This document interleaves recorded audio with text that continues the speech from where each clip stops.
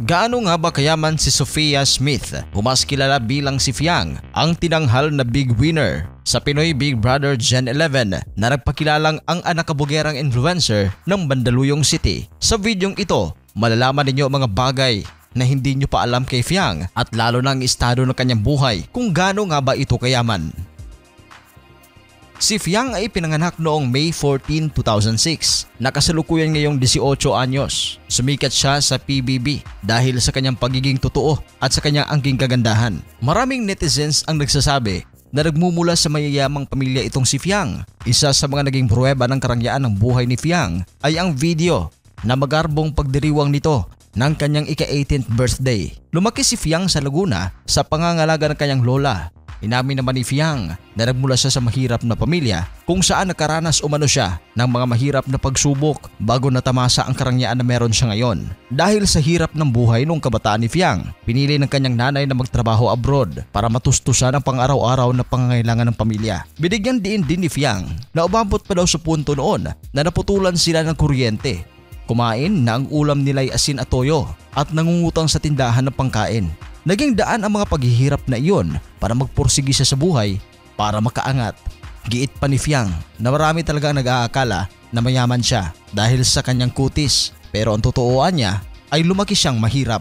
Sa edad na 16 anyos, pinasok ni Fiang ang pagiging content creator at hindi niya inaasahan na magugustuhan siya ng mga tao. Di nagtagal ay humakot siya ng milyon-milyong mga followers sa kanyang social media na naging daan naman para magkilala siya sa publiko. Dahil sa social media, kumita siya ng malaking pera at dahil na rin sa mga endorsement na nakukuha nito. May brand collaborations din siya sa mga fashion at beauty brands. Dahil dito, pumirma si Fiang ng kontrata sa Manix Management na pinamahalaan ni Manix Carancho, isang social media management sa bansa. At sa murang edad, nakabili si Fiang ng sarili nitong sasakyan na puting Honda HR-V 1.5V Turbo. Pag-amin pa niya na ang gastos din ng debut niya sa Okada ay mula sa kanyang sariling bulsa. Sa kabila ng kanyang tinatamasa ngayong yaman, patuloy ang paghanga ng mga fans nito dahil sa pagiging humble ng dalaga. Ang kanyang ama ay isa ring negosyante na nakabase sa Metro Manila, pero sinabi ni Fiang na napaka-pribadong tao ng kanyang ama. Ang ina niya naman na si Myrna Smith ay todo suporta sa karera ni Fiang. Inaasahan naman ngayon na mas lalawak pa ang impluwensya ni Fiang dahil sa pagkapanalo nito sa Pinoy Big Brother Gen 11. Sa kanyang panalo, nag-uwi si Fiang ng 1 million pesos at isang house and lot,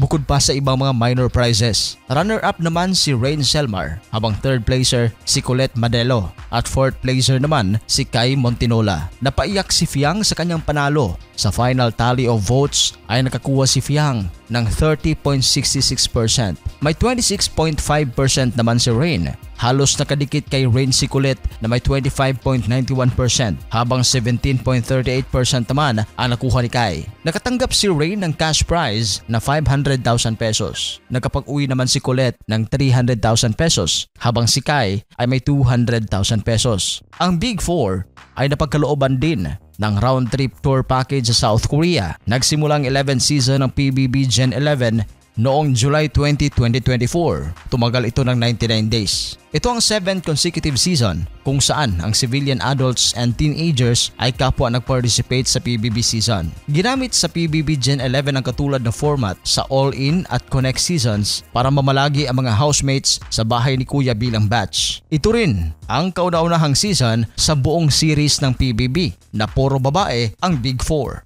Ano ang reaksyon ninyo dito? Please comment down below at sa mga hindi pa nakapag-subscribe, huwag kalimutan mag-subscribe sa Showbiz Caster. Maraming salamat po.